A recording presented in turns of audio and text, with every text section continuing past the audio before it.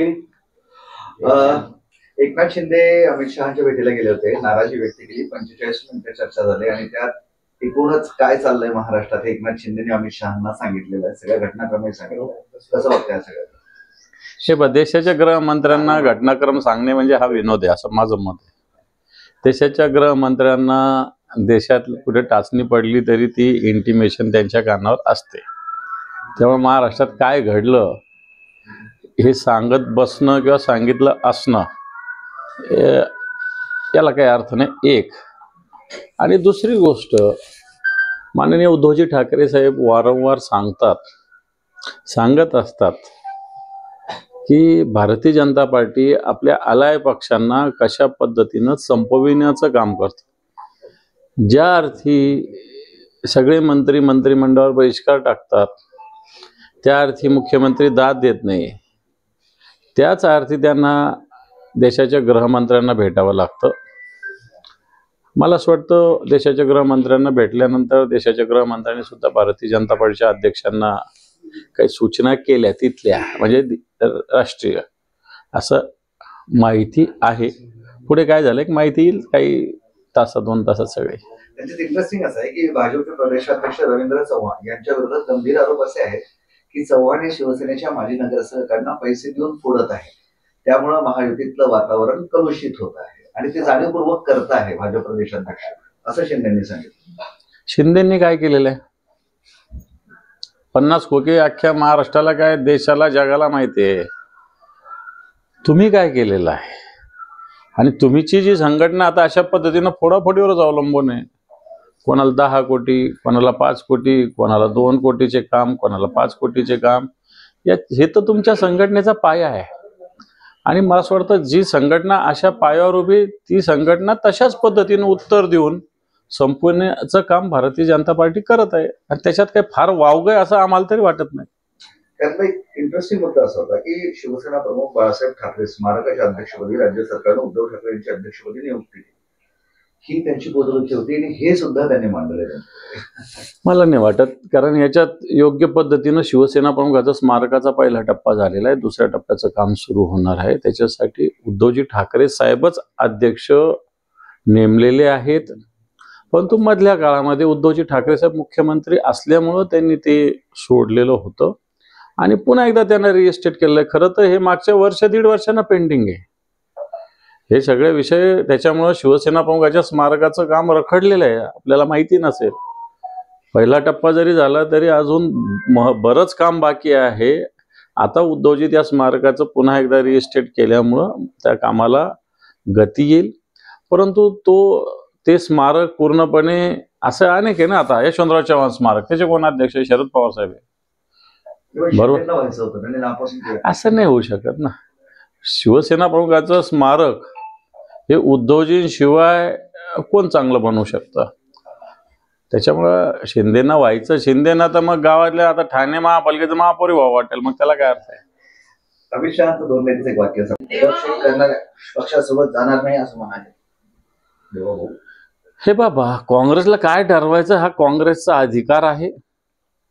शिवसेनेला काय ठरवायचा शिवसेनेचा अधिकार आहे. शिवसेनेनं काय करावं आणि काय करू नाही उद्धवजींच्या नेतृत्वाखाली हे सांगण्याचा कोणालाही अधिकार नाही. शिवसेना आपल्या पद्धतीनं काम करणारी संघटना आहे. ज्याला ज्या पद्धतीनं काम करायचं असेल ते करतील. त्याच्याविषयी शिवसेनेला काही ऑब्जेक्शन सुद्धा नाही.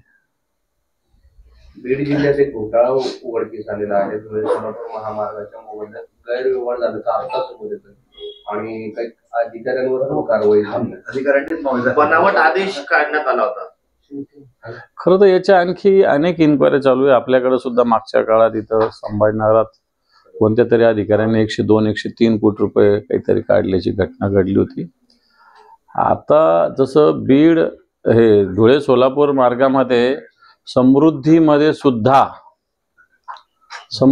मार्गाच्या याच्यामध्ये सुद्धा भुमरेंचा जो ड्रायव्हर आहे, ज्याच्या नावावर हिबानामा आहे, त्याच्या नावावर सुद्धा करोडो रुपये काढण्याचा प्रयत्न आत्ताच्या घडीला प्रशासनाचा चालू आहे. त्याचे डिटेल्स माझ्याकडे आहे. मी 2 डिसेंबरच्या निवडणुका झाल्यानंतर ते बाहेर आणणार आहे. परंतु हाच भुमरेंचा ड्रायव्हर अशाच पद्धतीने एक जणाने पुन्हा हेबानामा भुमरेंच्या ड्रायव्हरला कसा हेबानामा करून दिला जातो आणि त्याच्यात कोट्यावधी रुपये भूसंपादनाचे मंजूर झालेले आहे आणि ते काढण्याचा कसोशीनं प्रयत्न चालू आहे. त्याला महसूल विभागातील अधिकारी एक प्रकारे सहकार्य करीत आहेत. पुरावे का देत नाही? देईल आहे माझ्याकडे, देतो ना. जरा आता कसं इलेक्शनचा काळ आहे, रोज वेगवेगळे विषय आहे, त्यामुळे हा विषय मी देणार. किती रुपयांचा दादा होता? कोट्यवधी म्हणजे शेकडो मध्ये, 2 आकड्यात नाही 3 आकड्यातच आहे. धाराशिव मध्ये एका टीका झाली की भाजपनं तो उमेदवार दिलाय, कर्नाटकल्या आरोपींना नगरसेवक पदासाठी तिकीट दिलेले आहे अशी माहिती पुढे येते. तुमचा पक्ष राष्ट्रवादी सगळ्यांनीच जवळपास. आम्ही काही कोणालाही दिलेली नाही. ट्रस्ट प्रकरणातील कोणत्याही आरोपीला आम्ही संरक्षण दिले नाही. उलट आमच्या पक्षाने, आमच्या तिथल्या खासदारांनी, आमच्या आमदारांनी या सगळ्या गोष्टीला विरोध केलेला आहे. भारतीय जनता पार्टी स्वतःचं झाकण्यासाठी दुसऱ्याचं वाकून बघत असेल, परंतु भारतीय जनता पार्टीने ड्रग्ज प्रकरणातील आरोपीला नगराध्यक्षाची उमेदवारी दिलेली आहे असं आमच्या पक्षाकडून घडलेलं नाही. बोला बोला.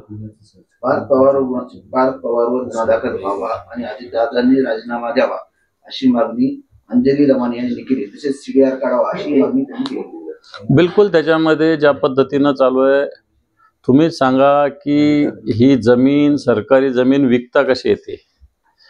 99% पार्टनर असणाऱ्यावर गुन्हा का दाखल होत नाही? म्हणजे कोट्यवधी रुपयाचा मुद्रांक शुल्क का चुकवला जातो? आणि याच्यात पार्थ पवार दोषीच आहे.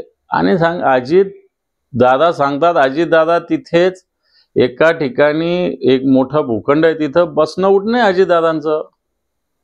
अजितदादांना माहिती नाही, अजितदादा चुकीचं सांगतायत. तिथंच त्या भूखंडाच्या बाजूला असलेल्या एका ठिकाणी वेगवेगळ्या कामाच्या निमित्तानं अजितदादा बसत उठत असतात. त्यांना सगळं माहिती आहे या सगळ्या विषयातलं. त्यामुळं हे खोटं या महाराष्ट्राला फसविण्याचं काम चालू आहे, अजितदादांना वाचविण्याचं काम चालू आहे. पार्थ पवारवर गुन्हा दाखल झाला पाहिजे, ही भूमिका काही चुकीची नाही, ही योग्य भूमिका आहे. वेळ प्रसंगी याच्यावर आम्हाला आंदोलनाचं येणाऱ्या काळात हत्यार उपसावं लागेल. निवडणुका असल्यामुळे आम्ही थांबलेलो आहोत, पण निवडणुकानंतर या विषयावर निश्चित मोठ्या प्रमाणावर राज्यव्यापी आंदोलन आम्ही हाती घेऊ या भ्रष्टाचाराच्या विरोधात.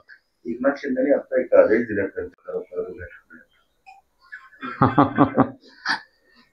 आरोप प्रत्यारोप जरी करत असले तरी मला असं वाटत नाही ते आरोप प्रत्यारोप करतील, ते एकच आहेत. आणि कोकणाच्या भूमीमध्ये राणेंच्या विरोधात सगळे लोक, सगळ्या संघटना एकवटलेल्या आहेत. राणेंची दादागिरी, राणेंची मस्ती ही संपवण्यासाठी. त्यामुळे मला वाटत नाही की दुसरे भाऊ जे एकमेकाच्या विरोधात उभे ठाकले असं तुम्ही म्हणतात. एक इंटरेस्टिंग प्रश्न असा आहे की भाजप सेनेमध्ये, म्हणजे त्या सेनेमध्ये आणि भाजपमध्ये जो तणाव सुरू आहे, त्यामुळे जे निवडणूक लढणारे इच्छुक आहे ना, ते फार प्रचंड टेन्शन होते. काय होईल, काय नाही, मतं मिळतील नाही. तुम्हाला दिसतंय चित्र? आहे सगळीकडं. आता तुम्हाला सांगतो, मी मराठवाड्यात, महाराष्ट्रात काही ठिकाणी माहिती घेतली तर भारतीय जनता पार्टीला पूर्ण उमेदवार नाही मिळाले, शिंदेंना पूर्ण उमेदवार नाही मिळाले. काही ठिकाणी शिंदेंच्या पक्षाचा फॉर्म, शिंदेंची उमेदवारी नाकारून भारतीय जनता पार्टीत प्रवेश केला. भले त्यांनी परवाच्या दिवशी वरवरचं ठरवलं असेल, परंतु काही गोष्टी ग्रामीण भागात घडलेल्या आहेत आणि घडतायत. त्याच्यामुळे उमेदवार जे आहेत, उमेदवार तर खऱ्या अर्थानं हे जे उमेदवार आहेत, किती मिळणार आहे, किती फंड मिळणार आहे याच्यासाठीच उभे मेजॉरिटीनं, आणि त्याच आधारावर यांच्याकडे बरेच लोक गेलेले आहे. परंतु जनता आता या सगळ्या याला उत्तर देईल. ठाकरे मनसे युतीमुळे काँग्रेस दुरावली का? कारण तुम्ही एनडीएचे प्रमुख पक्ष आहात, तुमचा योग्य सन्मान राखला जाईल असं आश्वासन दिलं आणि याचाच अर्थ आत्ताच्या घडीला त्यांचा सन्मान राखला जात नाही. त्यांना आता सगळं सुरत, गुवाहाटी, गोवा आता सगळं आठवण येत असेल. त्यावेळी ज्या पद्धतीनं उद्धवजी सांगत होते भारतीय जनता पार्टी कशा पद्धतीनं सहकारी पक्षांचा एक प्रकारे नायनाट करण्याचा प्रयत्न करते, आता या सगळ्या गोष्टी त्यांना आठवत असतील. नवाब मलिकांच्या नेतृत्वातील राष्ट्रवादीशी युती नाही अशी आशिष शेलार यांनी राजकीय भूमिका जाहीरपणे व्यक्त केली. नवाब मलिकांचा पाठिंबा, नवाब मलिकाच्या पक्षाचा पाठिंबा राज्यात तुम्हाला चालतो, आणि आता कसं चालत नाही? तुमच्या आशीर्वादानं नवाब मलिक जेलच्या बाहेर आहेत. तुम्ही ज्या नवाब मालिकांना देशद्रोही म्हणत होते, याच नवाब मालिकाला तुमच्याच अजितदादाच्या पक्षाने तिकीट दिलं, ते तुम्हाला चालतं आणि आता तुम्हाला चालत नाही. मला असं वाटतं हा दुटप्पीपणा आहे, भारतीय जनता पार्टीचा ढोंगीपणा आहे. कणकवली नगरपंचायतीसाठी 2 भाऊ मित्र पक्षातील संभाव्य प्रवेश तातडीनं रद्द करा, कोणालाही यापुढे घ्यायचं नाही. त्यांच्या बैठकीचे परिणाम ते अजून काय त्यांच्या बैठकीत ठरलं असं ते म्हणतात, परंतु खालच्या लेवलला अशा काही गोष्टी फार पाळल्या जाईल असं मला वाटत नाही. कारण काही जणांच्या इच्छा वेगवेगळ्या पक्षात जाण्याच्या असतात, त्याला कोणी मुरड घालेल. हा, जाणीवपूर्वक फोडाफोडी करणं हे चुकीचं आहे, पण एखाद्याची इच्छा असेल त्याने जाणं एकमेकांकडे कुठेही, मला असं वाटतं चुकीचं आहे असं मला वाटत नाही. त्यामुळे हा आदेश किंवा ही जी काही सूचना आहे हिचं फार पालन लोक करतील, कारण कोणी कोणाच्या मनाचा मालक नसतो. ओबीसी आरक्षणावरून सुप्रीम कोर्टानं महाराष्ट्र सरकारला एक सूचना केलेली आहे की उमेदवारी अर्ज प्रक्रिया पुढे ढकलण्याचा विचार करा. पुढच्या मंगळवारपर्यंत सुनावणी आहे, मंगळवारी सुनावणी आहे, तोपर्यंत निवडणुकाही जाहीर करू नका. आरक्षणाचा होड कायम आहे ओबीसी. मला असं वाटतं राज्य सरकारने ते ऍक्सेप्ट केलेलं आहे की सुप्रीम कोर्टाच्या संपूर्ण सूचनेशिवाय अशा पद्धतीनं, आणि आता जो प्रोग्राम जाहीर केलेला आहे नगरपालिकेचा त्याच्याविषयी कोणत्याही सूचना सुप्रीम कोर्टाने दिलेल्या नाही. परंतु निश्चित जिल्हा परिषद महानगरपालिका याच्याविषयी कोर्टाला जे वाटलं त्याच्याविषयी राज्य सरकार, राज्य निवडणूक आयोग यांनी अशा पद्धतीनं निवडणुका जाहीर करण्याने असं सूचित केलेलं आहे, आणि त्याच्यातून फार प्रोग्राम पुढे जाईल असं आम्हाला वाटत नाही. कारण आता जळगाव आणखी 2-3 महापालिकेत अशा घटना झालेल्या आहे, रिझर्वेशनच्या जे वेगवेगळे रिझर्वेशन्स होते त्याच्यात बदल झालेला आहे. पिंपरी चिंचवडमध्ये सुद्धा 2 वाढत झाला, जळगावमध्ये नव्यानं रिझर्वेशन काढले गेलं. मग आता ही 1 दिवसाची प्रोसेस आहे. उद्योग मंत्री उदय सामंत असं म्हणाले की याचं असेल आणि त्यांची प्रक्रिया सुरू झाली असेल, चंद्रकांत खैरे त्यांना व्यवस्थित राजकारण करायला देतील असं वाटत नाही. ते माझे मित्र म्हणून मी त्यांना त्यांच्या मनातील बोलतोय, त्यांना हे ऐकल्यावर समाधान वाटेल. ते बॉस बदलण्याच्या प्रक्रियेमध्ये आलेले असावे. मला असं वाटतं उदयजी माझे पण चांगले मित्र आहेत, परंतु या सगळ्या गोष्टी आमच्या मनात कदापि शिवलेल्या नाही. आमचे बॉस शिवसेना प्रमुख माननीय बाळासाहेब ठाकरे आहेत आणि माननीय उद्धवजी ठाकरे साहेब आहेत. आज हा बॉस उद्या तो बॉस, हा आमचा स्वभाव नाही, ही आमची जात नाही, हा आमचा धर्म नाही. दिल्लीमध्ये जी नाराजी व्यक्त केली गेली तर ती फक्त या पक्षातून त्या पक्षात प्रवेशापुरती मर्यादित नाही असं बोललं जात आहे.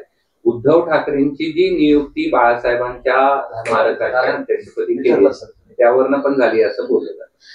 नाही, त्याच्यात हे पहा, उद्धवजी ठाकरे साहेब खरं तर पहिला सरकारचा गव्हर्नमेंटचा आदेश होता तह हयात उद्धवजी ठाकरे साहेब, पण मधल्या काळात उद्धवजींनीच मुख्यमंत्री झाल्यामुळे हे कारण हे तसं काय हे काही लाभाचं पद नाही, राहता पण येतं, पण उद्धवजी एक प्रिन्सिपल ने चालणारं एक व्यक्तिमत्व असल्यामुळे त्यांनी ते सोडलेलं होतं. आणि उलट राज्य सरकारने हे रिएस्टेट करायला फार वेळ लावलेला आहे. 1-1.5 वर्षापासून ह्या पेंडिंग आहे, आणि त्याच्यामुळे शिवसेना प्रमुखाच्या स्मारकाचा 2रा टप्प्याचं काम सुद्धा पेंडिंग आहे. मित्र पक्षातील संभाव्य तिथले जे साहित्य आहे त्यांना आता वाळवी लागलेली आहे, काही ग्रंथ हे त्यांना ते कुजलेले आहेत, आणि गेल्या 1999 मध्ये शेवटचं रंगरंगोटी करण्यात आली होती. महानगरपालिका त्याकडे कुठलेही लक्ष देत नाही. तिथले संचालक हातबल झालेले आहेत. खरं तर ते संचालक मलाही 1-2दा भेटलेले आहेत. पुरवार नावाचे जे संचालक ते बघतात. कोणत्याही प्रकारे खरं तर त्यांच्या वडिलांनी मोठं साहित्य या ठिकाणी दिलेलं आहे शिवकालीन, परंतु महानगरपालिका या परिवाराचाही सन्मान करत नाही आणि या म्युझियमचाही सन्मान करत नाही. निश्चित छत्रपती शिवरायांच्या विचाराचं सरकार या महाराष्ट्रात आहे असं असताना अशा पद्धतीनं छत्रपती शिवरायांच्या स्मारकाकडेच दुर्लक्ष होतंय. मला वाटतं दुर्दैवी आहे, परंतु याच्यात आम्ही शिवसेना म्हणून आवाज उठवू आणि या स्मारकाचं काम पूर्ववत चांगल्या पद्धतीने होईल याच्यासाठी प्रयत्न करू. धन्यवाद.